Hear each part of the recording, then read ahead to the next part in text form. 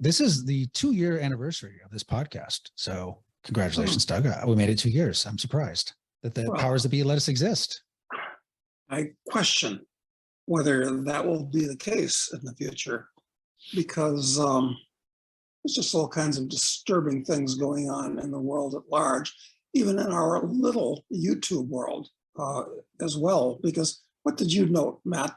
Yeah, well, so I have to say I've had suspicions for a long time that YouTube messes with us a little bit. They're certainly maybe suppressing our results, maybe shadow banning us in some way. But I got some pretty explicit evidence last weekend that was pretty shocking, where they actually remove views, huge amount of them. Essentially, the night before, there was 14,000 views. It was ranked #1 out of the last 10 videos we've done. The next day, they had reset it to 10,000 views, and it was ranked #7.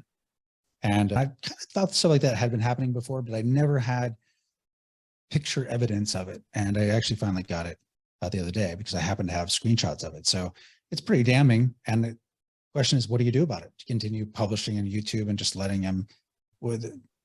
Or do you think that it's some cubicle dweller in Seattle or wherever the hell that Google is, that is monitoring this, or is it some type of a artificial intelligence system that's doing this, or both working together? I think it's probably both working together, because clearly the algorithm drives a lot of things. And apparently there are certain, it definitely recognizes the content of every video. They transcribe it or build captions for it.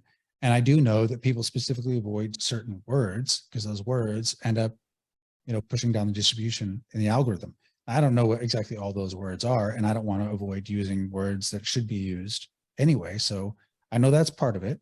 The other thing is, one of the guys in our Telegram group, in our file, is in Malaysia right now.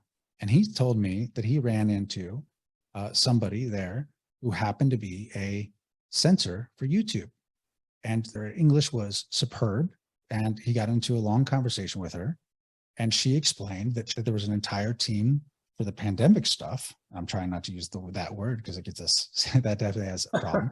Right. So for that, they were manually censoring people. So it was not even Americans censoring Americans. It was trained people in Asia to censor Americans. So we know that's happening on a manual basis. I have confirmation of it just this week from them. And we know the algorithm certainly affects distribution. So I think it's a combination. Yeah, well, and it can't possibly get better, because why do I say that? Well, things can always get better. Well, yeah, I guess so, but not for the next 2.5 years while the Jacobins are in control in Washington. And I want to go back to that outrageous and shocking speech that they programmed Biden to give on September 1st with the dark, black, and red background, which is unprecedented for a political speech in the US, with the two Marines ominously standing off on the side, where he's saying things that were actually scary. And then what's happened since then? I mean, everything from, or at about the same time, the raid on Trump's home, and then the arrest. And I guess they were dawn raids and perp walks with people being put in handcuffs of whether the number is 35 or 45 or 50 or something like that. People that are Republican stalwarts. Yep. It's crazy. And you add that up with the hiring of 87,000 new IRS agents, you'd think that the peasants would go out into the streets and riot, thinking that there are going to be that many of these little bed bugs that are going to be out there clawing through their papers and their possessions, looking for violations of the tax code. But there's been no reaction that I can tell anywhere. No. From anybody. Nope, haven't seen that at all. And there's even something that was highlighted on Tucker Carlson a couple of days ago, where the FBI, based on an anonymous tip, went to someone's home. 3 agents showed up. because they had an anonymous tip that she was at the January 6th event. And all she'd done was based upon a social media post, but she was not at the event at all. And they still showed up, scared the crap out of her, of course, because she's like, what's going on here? So if they're doing that kind of stuff, I mean, it's not just even going after the Trump allies. It's not just going after people in January 6th. It's, putting pressure on people who simply, are supporters. Or people that don't hew to the commonly held views of what the government is supposed to do and not do. I mean, this is a mass psychosis that's overtaking the world at this point. It's like what Matthias Desmet said in his book, where once the situation becomes turbulent enough and people become detached from,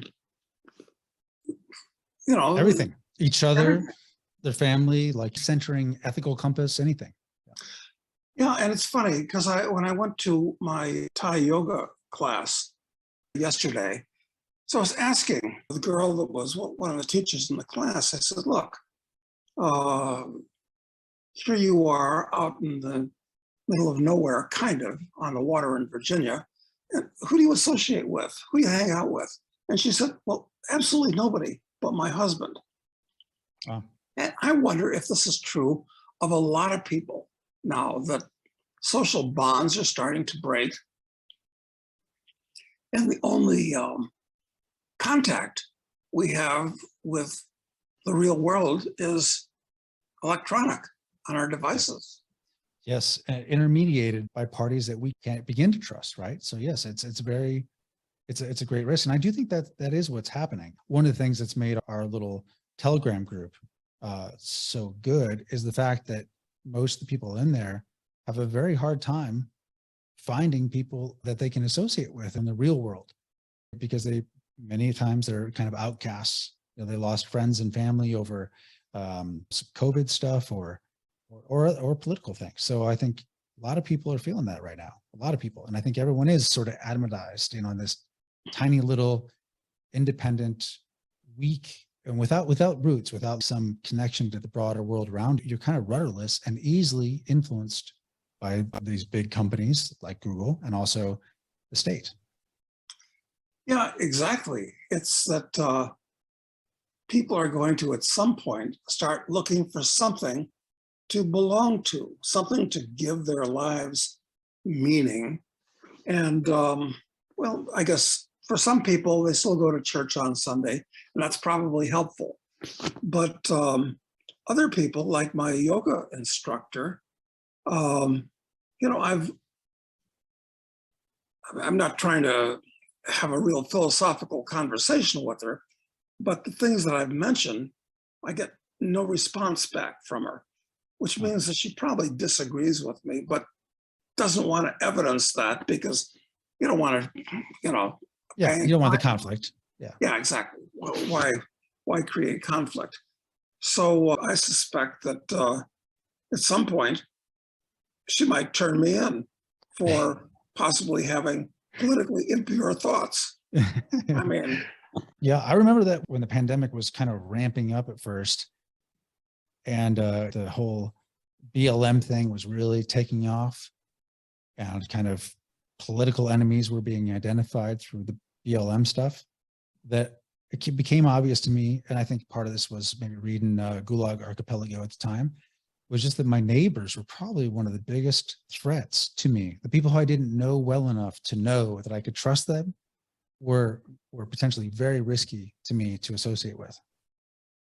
well, and I'm not sure I want to get to know my neighbors here or anywhere very well, because the odds are great that my views will differ from theirs, and I'll become an outsider as opposed to an unknown, good or Right. bad. I'll be probably bad in their eyes. So it's dangerous times where you can't trust your neighbors because there's an authority that they can, well, see something, say something.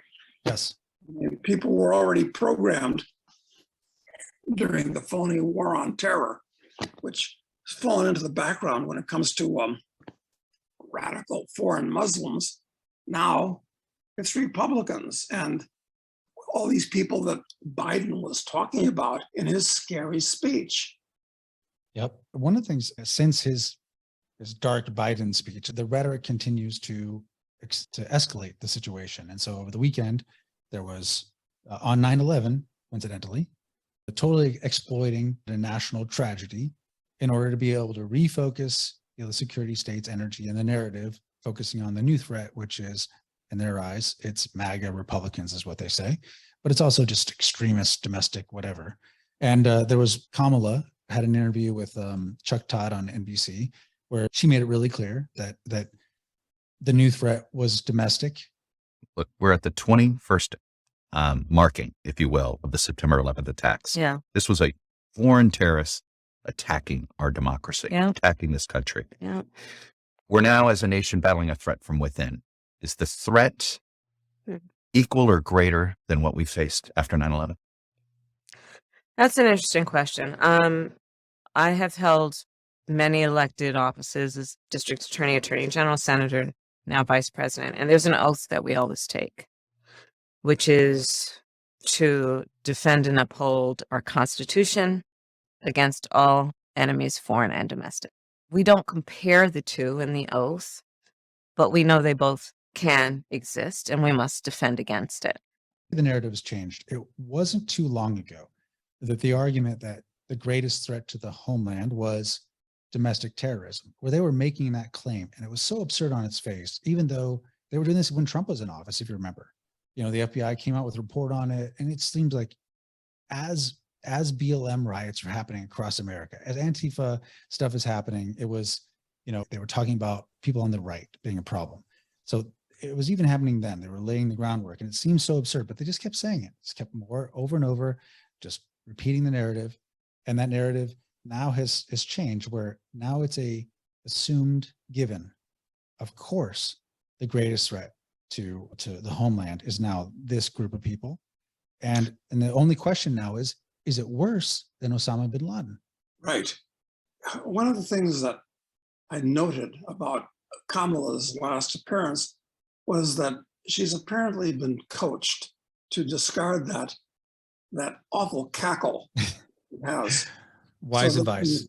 Yeah, so they obviously got an acting coach to show her how to look, thoughtful and reasonable, as opposed to, one of Macbeth's three witches, which I thought she was most comparable to in the past. But I agree. And then, Mayorkas came out and said the same thing. This is the head of the DHS. They said to him, what has changed about Homeland Security's view since 9/11? And do us harm. It then evolved. We began to be more and more concerned about the individual already resident in the United States, radicalized by a foreign terrorist ideology. Now we are seeing an emerging threat, of course, over the last several years, of the domestic violent extremist, the individual here in the United States, radicalized to violence by a foreign terrorist ideology, but also an ideology of hate, anti-government sentiment, false narratives propagated on online platforms, even personal grievances. And he said, well, we've expanded the scope to be anything, any threat within the US. And it's just so direct and so awful. I mean, it's just what he said didn't have the dark background that Biden did, but it was equally as damning in describing where we are today and what comes next. And in my mind, the only thing that comes after this is gulags. And you could argue the January 6 people are already in it. They're the leading edge, but this othering of people does not end well. Never has. No, and will it take a turn from politics that will put people in gulags, or will it be a new and improved COVID virus? Or I don't know if monkeypox is getting traction at this point or not, but one thing that really is on my mind is that these people have control of the apparatus of the state, and they will for the next 2.5 years. And I'm wondering what they're going to do to make sure they win or seem to win the election in November. And And all of the Republicans, well, most of them don't know or don't care, but the people that actually take conservative values seriously, what are they going to do if the liberals steal this election? And it'll be obvious to them. Yeah, they've made it the key part of all of the narrative they've been building is if you question the results of an election, that means that you are in this disfavored, terroristic, really terrible group that we need to do something about. So, And that has, of course, that has nothing to do with the fact that they all said that Trump stole the election of course, in 2016. And who is that awful woman that claims to have won the election for governor in Georgia? Stacey Abrams. Somebody. Right. That's okay for them to say that the election was stolen. But no, these people are actually Jacobins. I've said this a number of times in the past, but I've got to reemphasize it. The psychological makeup of these people and their political beliefs are identical to what the Jacobins had when they took over France after the revolution in 1793. And they cut the heads off of, it's estimated, about 35,000 people based on their beliefs. I mean, that's a lot of people to meet the guillotine back in France of those days. And of course, the other thing was the Bolsheviks that took over Russia. I mean, it was absolutely horrible. I'm reading a book now, reading several books at the same time about the last year of World War I. And how was it that the Germans actually lost? Because it looked like they were winning after the Russians were out of the war and they could withdraw a huge army from the east to the west. And then what went on with Russia and all that. But it was horrible, the mass murders that the Bolsheviks committed in Russia in 1918, 1920, 21. These are the same people psychologically, spiritually, politically, same people. Well, and both of those groups, if I recall, ended up turning completely on former allies, right? Oh, sure, absolutely. As they said, it's time for the revolution to eat its own, and that's what happens. Yeah. So remember, and civil wars are always much uglier than foreign wars, and the reason is that a foreigner who's invading your country, well, you can identify him and you can drive him out and he'll go home. But if it's a civil war, it tends to be ideological. And the only way you can solve that problem is by killing the enemy. So they're really ugly. Which is why we see some of the things in Ukraine where, some of the people, the Russian speakers or the people who were in formerly occupied Russian areas, once the Russians pull out of there, like they have recently in a couple of major areas, kind of leaves those people open to be crucified. I mean, sometimes, and I knew in one case, at least literally crucified. Yeah. So, and this is another front in the ideological war being fought here in the US. It's in the Ukraine where, look, I don't support the Russians. As I've said before, this is a border war between two shithole countries. So let them fight it out. I don't care who wins, quite frankly. It seems to me that if a Martian came down and looked at things, you'd have to say, yeah, well, the Russians shouldn't have invaded because you shouldn't invade any place. But on the other hand, they were massively provoked to invade. And when they first invaded, they just wanted to regain the Crimea, which was given to the Ukrainians improperly by Khrushchev in the 1950s, and to take back the Donbass, which are full of Russians that the Ukrainians were attacking. And they had a war going on there in 2014, which wasn't covered at all. But now, I think, as often happens, these wars get out of control and they escalate. And the Russians have now figured, in order to solve this problem, we're going to have to wipe out the Ukrainian army. Yep. Well, and they started for the first time ever doing what the USA would have done on day one, which is blow up some of the critical infrastructure, like the electrical systems, for instance. Yeah, and I don't think that was even on their minds to think about before. I don't think conquest of territory in the Ukraine was on the Russians' mind, because that's just asking for a guerrilla war, and it's not valuable. I mean, but now they're angry. Yep. Yep. Yeah, it's only going to escalate from here. We should talk about the Jacobins. If you're looking at the example of that you used with the Bolsheviks in Russia, Jacobins in France, what are some logical conclusions you might infer could occur here if they are really continue to follow suit? Well, the same people have control of the apparatus of the state and the apparatus of the technosphere and academia and all these things here in the US. So you could argue that it's much more serious than it was in those days in France and Russia, because an entire generation has been indoctrinated and corrupted, which I don't think was the case in France and Russia. So it hasn't gotten violent. They're not actively imprisoning people or chopping heads off yet, but anything could happen. It's actually very scary. So what should people do about this? What can they do? I don't know. I hope it doesn't get as bad. Look, anything is possible.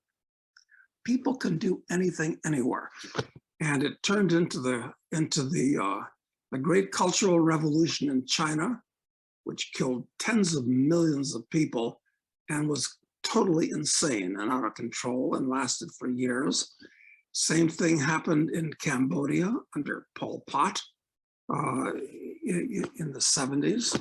So could it happen in the US? Well, we've got a large middle class, much more than was the case in China or Cambodia. So maybe that will be a bulwark against it, but maybe that's why these 87,000 new IRS agents are being hired to investigate things in a way that other agencies really can't, because they're going to be controlled by these horrible people in Washington. I think so. I mean, the IRS, unlike any other bureaucracy, is deeply involved in the lives of every American. They know what's going on. Everyone is required to interact with them every year. So whereas people never encounter the ATF, most people never encounter the FBI, they never encounter Homeland Security, I guess, except for the airport screeners, the DEA, any of them, but the IRS, everyone encounters every year. And that kind of compliance pipeline they have, it's been expanded and not too long ago to start to include all these questions about healthcare. I was working on my taxes recently, and the questions about healthcare that my accountant sent me was 1 page long of just questions about my health insurance. And I'm like, why does this even matter? It's like, it's just that they're just taking that whole part, and the enforcement of it went over to the IRS. The enforcement of that. So it does seem to me it's the best compliance bureaucracy within the United States. And if they have another 87,000 field agents, which is a greater number than that of the British Army today, it's like half of the size of the US Marine Corps, I believe. Like, it's a pretty big organization that can do a lot. So they could add all kinds of sorts of compliance activities to it. And the kind of people that will want to join the IRS, it takes a certain type of person who's willing to go out and interrogate and go through the dirty laundry of his fellow citizens. I mean, and they're going to be of a higher economic status than the lowlifes that join the TSA off of pizza box ads and things like that. Yep. And of course, the TSA isn't going away, and they may take on other duties.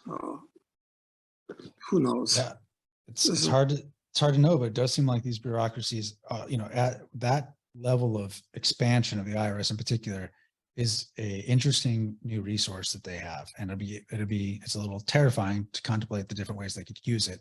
The most compelling one I've heard is that they could actually associate it, gun ownership in some way. It could be put under the umbrella of the IRS, whether you just have to report what you have in some way, or that you have to, or that there's some tax on certain weapons, and they're just not. You can still have them. They just want it. They just need to be reported.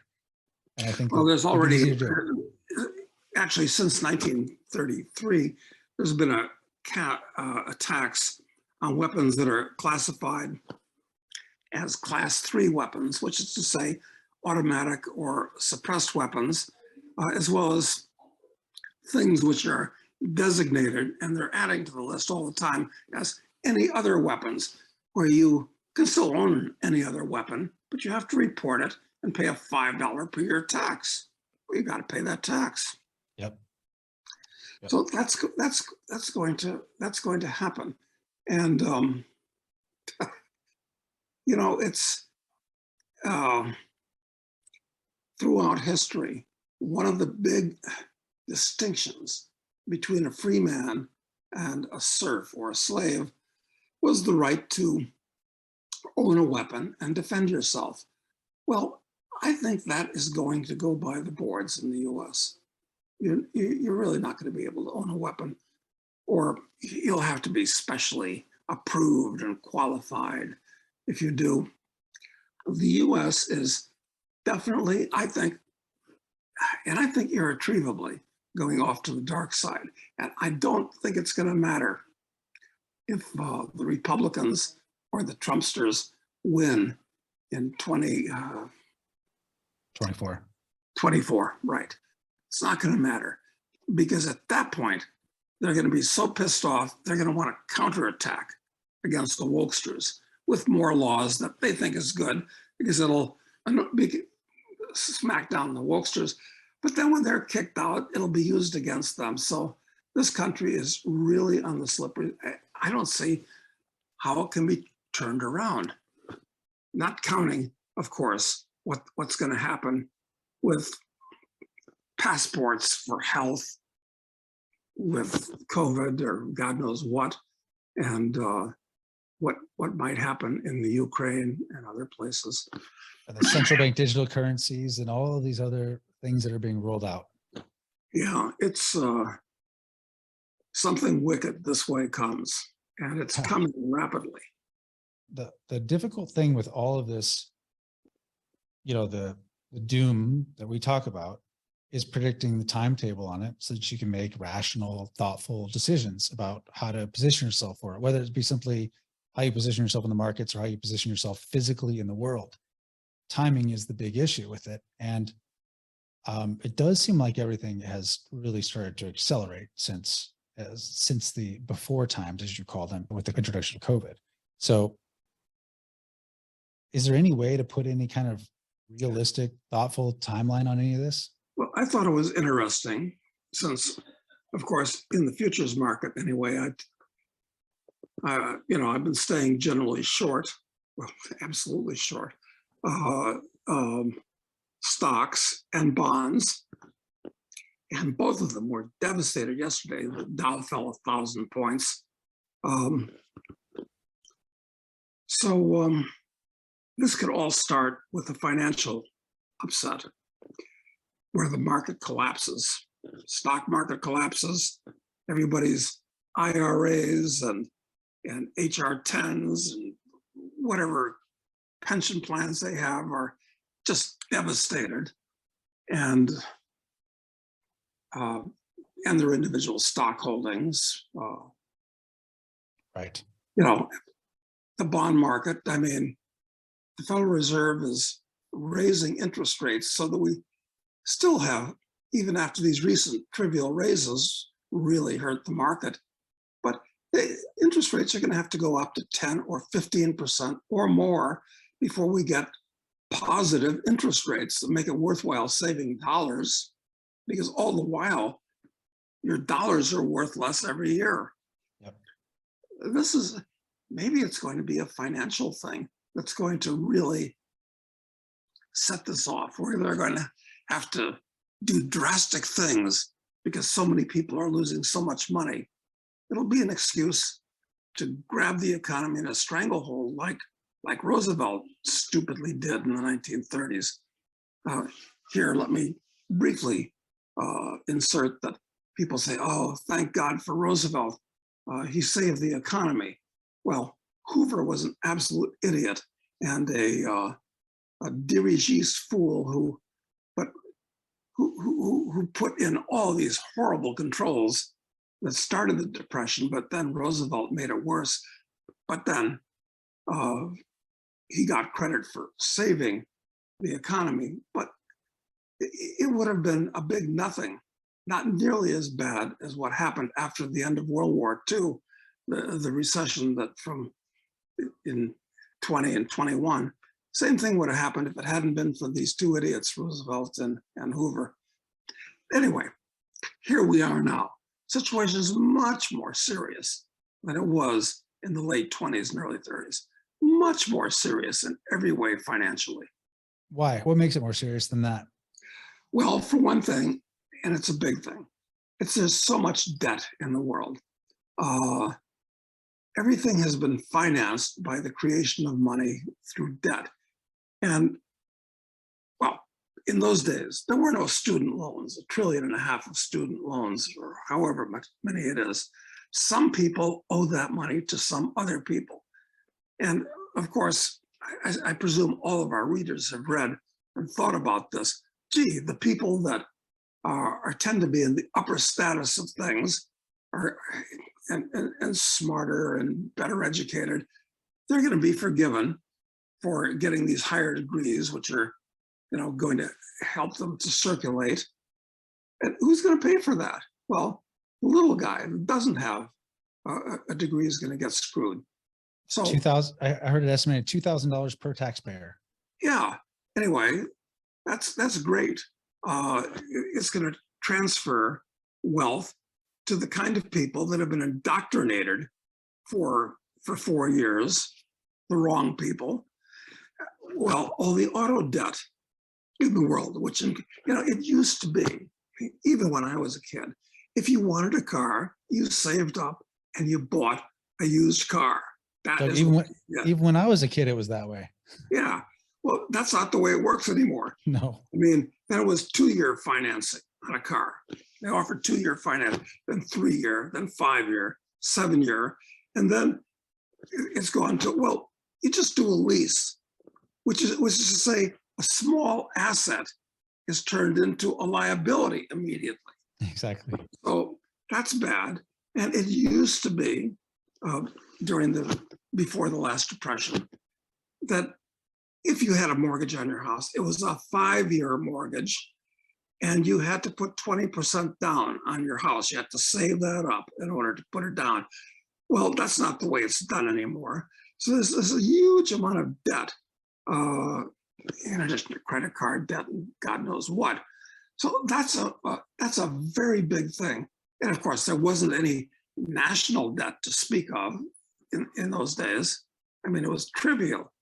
And then there was no foreign debt because we weren't exporting dollars, which is actually a debt because it's a liability. Yep. Those trillions and trillions of dollars are owned by foreigners. Well, when they don't want to own dollars anymore, they're going to dump them. But where can they dump them? It's going to be to whom?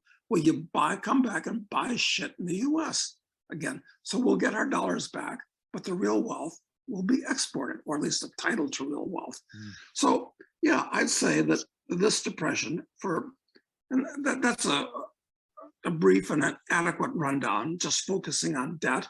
But that's why, in a nutshell, this Depression is going to be much, much worse than the last one. I'd also make the argument that the American people are far less independent than they were then. actually, they're far more dependent on a highly functioning, highly efficient global economy to deliver what they want when they want it to their door. And even the idea of people having a lot of the people were still rural then. So there was a lot more food production that people had, like in the Balkans and Europe when things went bad in Kosovo. People they could get out of the city and they could go to their country home where people still maintained a garden or something. And it seems like that's just totally gone. And some people, friends of mine who might be on Twitter promoting this idea of, start producing some food, just start having a garden. There's this whole class of these urban elites who completely shit on the idea and just make a joke of it constantly. Like, how pathetic is that you're doing that kind of work? Like, you think that's going to solve any real problems? It's totally unrealistic. And so even the idea of making yourself more independent is just I guess it's a cultural taboo or some kind. Yeah, and of course, the country itself is much more urbanized than it was in the past. Nothing wrong with urbanization, lots of advantages to it. But when the going gets tough and when you need food and fuel, as good as the cities are for many things, they don't produce food and fuel. They're consumers of these things. Right. It's a beautiful fall day here. And I'm looking out the window you can't see him probably, but there's a squirrel sitting in the tree right outside the window. And it's just a beautiful aspect on a sunny, mild day that I have. And it's hard to be gloom and doomy when everything is so excellent outside and things are still operating. But I don't think they're going to be operating this well, even before the elections, which we could have some kind of a blow up before the elections. It's a big catalyst you got to watch out for. I think that if you're watching this, and yes, of course, this is another episode of the Doomcast, apparently, but there are things you can do to prepare, some things. So I hope you viewers are not just the people who watch YouTube and get all depressed by what's happening. Instead, I hope you're actually doing something about it, whether it's simply starting a garden, moving out of the city, getting a second home overseas, diversifying your investments in a way that might better protect you, having some maybe cash and gold on hand. I don't know if I'd wait on preparations much longer if you haven't done anything yet. No, I think it's the 11th hour, frankly. It's the 11th hour. It's the 11th hour. Okay. This is, it's funny because for years in the past, I've said, hey, it's going to happen, but I'd rather watch it on my widescreen from a secure location than out my front window. And you know what? I don't even feel so good about watching it on my widescreen anymore because this could be a worldwide meltdown. Yep. I'm just glad not to be in a central city anywhere, for instance.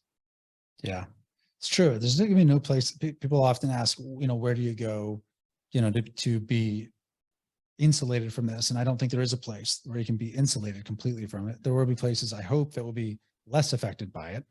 But there is no safe place. No, there's not. And I lived in New Zealand for years. And seems like, isolated, rural.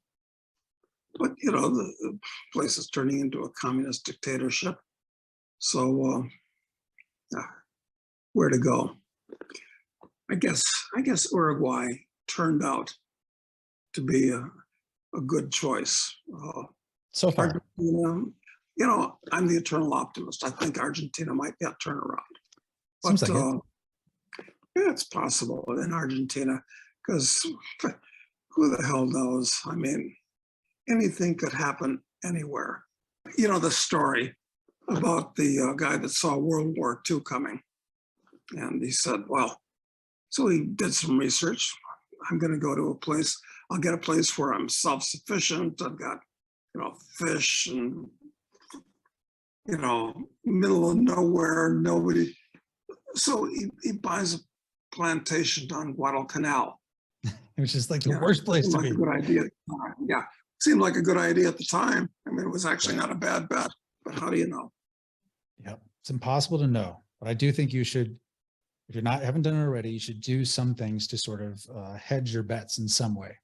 To to give yourself some breathing room.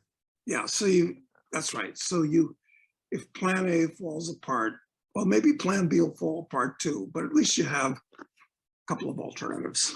Exactly. Okay. Well, I think we'll leave it here for today. Well, it's the 11th hour. I think that's the important thing. And hope people are doing something about it.